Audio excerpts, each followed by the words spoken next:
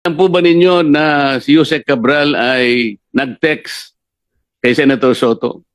Opo, nakita ko po yung privilege speech po ni Senator Lacson na pinakita yung text message. Concentrate po tayo sa text niya kay Senator Soto. Yung po'y ginawa niya nung kami po ay ma-proclaim bilang senador. Tinanong po ba niyo siya kung bakit niya ginawa yun? Opo, tinanong ko po siya. In fact, nung una ko pong siyang tinanong, sinabi po niya wala siyang communication kay Senator Soto. Na hindi totoo. Well, clearly po, hindi po totoo dahil lumabas po yung text message at kinonfront ko po siya ulit at nagpaliwanag po siya na sinasabi po niya, siya po daw ay nagtatanong kung meron pong priority project ang opisina ng senador, which is clearly hindi consistent po dun sa unang sinabi niya sa akin. Sinabi nga po ng ating chairman sa kanyang privilege speech, Yusek Cabral was lying to her teeth. Totoo naman eh. Noong Setyembre, nakakuha ako ng mga files galing kay former DPWH Undersecretary Catalina Cabral na dated August 30, 2024 tungkol sa 2025 budget. Sa files na to, may listahan ng over 20 billion pesos of projects na sama-sama sa listahan na pag i-check mo 1 year later, lahat na award sa mga kumpanyang konektado kay Congressman Edwin Garjola. Ibig sabihin, advance na nakalagay. Either magaling manghula ang DPWH kung sino ang mananalo sa bidding o ito po ay patunay na luto ang bidding at hindi pa naaprubahan ng Kongreso ang budget, may listahan sa loob ng DPWH na kung sino ang mananalo. Grabe, oo. Sa kabatiran ng ating mga viewers, baka hindi nila naintindihan. Ano ba yung, sabihin, ano yung bentahan? Ano yung binibenta? At sino ang bumibili? Paki-explain nyo nga po, Kong. Basically, para ikaw ang maging contractor, Okay. normally, may kickback pag manalo ka na. Pero dahil mas advanced na ngayon, hindi pa approve yung budget, nag-a-advance na ang mga contractor. Para may assurance. Pero ang akala ng iba, pag approve ng Kongreso ang advance. Pero ang lumabas nga din sa mga hearings tungkol sa DPWH ay paglabas pa lang ng NEP, meron na. Pero ang nakita ko sa listahang ito, hindi lang retail, wholesale ang bentahan. Kasi sa isang buyer, nagkaroon ng 22 billion pesos sa 2025 budget. Sino po ang namumuhunan? Kasi risky yan eh. Anong assurance ko na makukuha ko kung nagbigay nga ako ng pera? Yung mga may malalim lang na relasyon sa DPWH. Kaya si Congressman Garjola ang ating example dahil sabi niya, si Secretary Manny Bonoan ay kanyang ninong. At matagal na siyang nangongontrata sa DPWH. Kaya malakas ang loob niya na siguro magkaroon ng mga kasunduan sa mga opisyal ng DPWH dahil hindi po siya nabigo sa kanila siguro sa mga nakaraang mga taon. So kung namuhunan man siya, may assurance siya na kanya nga talaga mababawi niya yung puhunan niya. Yes, and pwede naman niyang ipaliwanag at pwede din ng mga opisyal ng DPWH ipaliwanag ang dokumentong ito. Pero base lang po sa dokumentong ito, nahula ng DPWH 1 year in advance na ang mga kumpanya konektado sa kanya ang mananalo sa mga proyektong ito. At ito ay kung hindi mo basta-basta nakuha kung saan-saan, kundi mismong official document ba ito? Opo, ito po ay internal file mula sa opisina ni Undersecretary Cabral. At actually, akala ko may kopyan ito ang ICI. Pero bumisita din ako sa ICI ngayong linggo at nalaman ko na nawala pa lang mga computer ni Yusek Cabral. Kaya para malaman natin ang mga proponent ng mga insertion sa budget, maganda sana kung ibigay ng DPWH sa ICI ang files ni former Yusek Cabral. Hindi ba kasama siya nasunog dito yan sa Quezon City? Yung nasunog, baka ilan lang ang... The region puro yung nasunog eh. Pero Hindi naman nasunog yung central office. Ganun ba? yung opisina ni Yusek Cabral ang may pinakamaraming impormasyon tungkol sa DPWH budget. Yung kasing opisina ni Yusek Cabral, Yusek for ito yung planning services. Sa planning services na yan, lahat ng applications hawak niya eh. So meron siyang information management system, nandyan yung PCMA, nandyan yung MYPS, nandyan yung Survey 123. Alam mo, lahat ng repository ng data nandun sa services na yon. Kaya tama yung kanyang at At ako natutuwa, nakakuha siyang ganyan bago nakapag-resign yung undersecretary. Ito matibay na ebidensya ito. Yung sinasabi niyang bentahan. Example ng bentahan, kayong dalawa, congressman. Opo. Lalapit yung isang contractor congressman. Okay. Alam niya kasi, gusto niyo bang mapalakihan natin yung yung alokasyon ninyo? Kunwari, Opo. distrito mo kasi pangkaraniwan, yung mga malalakas nakakakuha na higit sa 1 billion eh. Opo. Pagkatapos dadagdagan niya halimbawa, hindi lamang yun. Ang una, bibilihin niya na yung sa inyo. So okay. sabi niya, Congressman Jen, Opo. May allotment ako eh. Diba? May pera, may ano ako, pondo. bibiling ko na yung yung allocation nyo. Opo.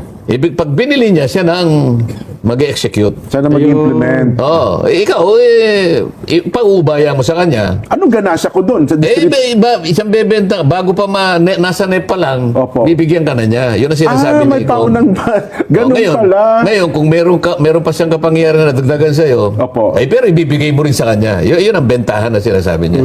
At itong dokumentong dala niya, napakatibay nito. Ngayon po, paano natin natukoy, Kong Rian, na ang nasa likod na itong nga si Congressman Garjola?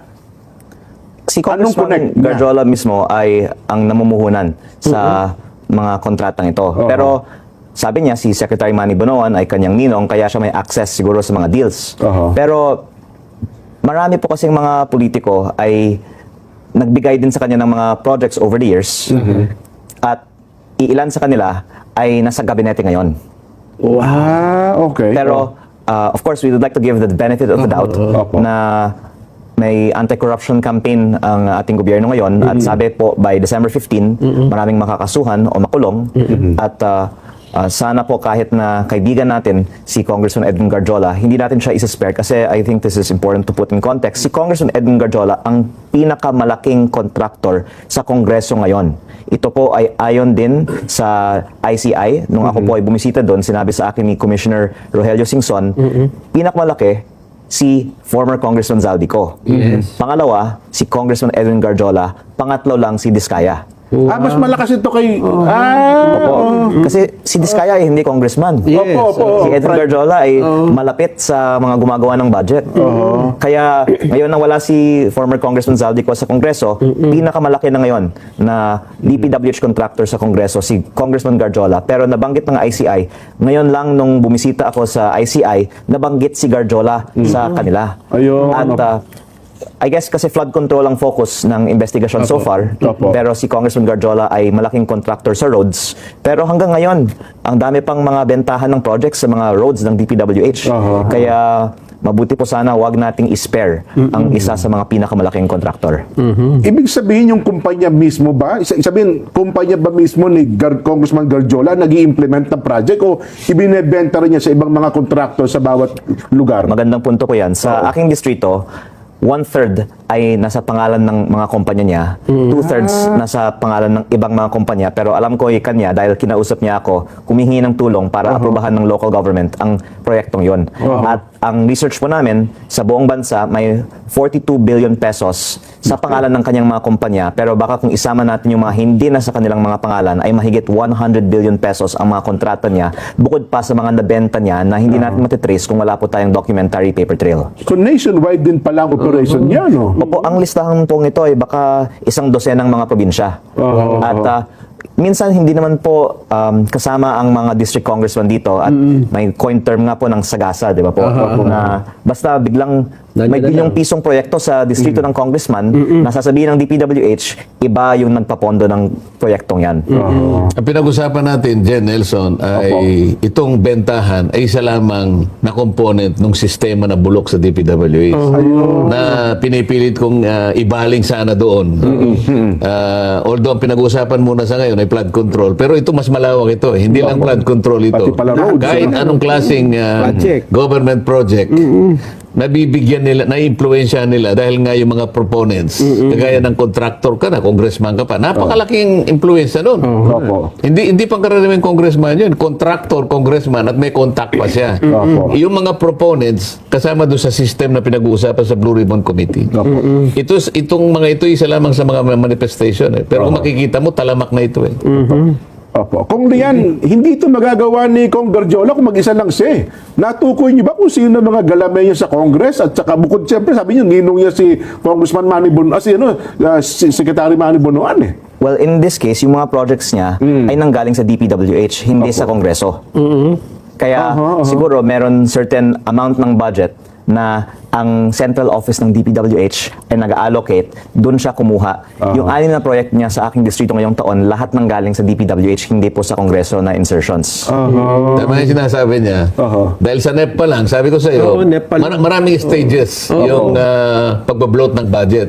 Opo. Dito lang sa NEP, Meron na pala. gagawin nila yon. Oo. Yung tinatawag nilang allocables. Nagagawa nila talaga yon. Ayun. Pwede silang pumasok doon sa pangako na, magkakaroon ka rito. Sigurado na. Ako nang bibili niyan. Pero hindi ibig sabihin na walang kinalaman ng mga congressman sa budget mula sa DPWH kasi para hindi halata ang insertion ngayon, ang ginagawa, pinapasa na lang ang listahan sa DPWH tapos pinapalabas ng DPWH na galing sa DPWH ang mga proyektong yan.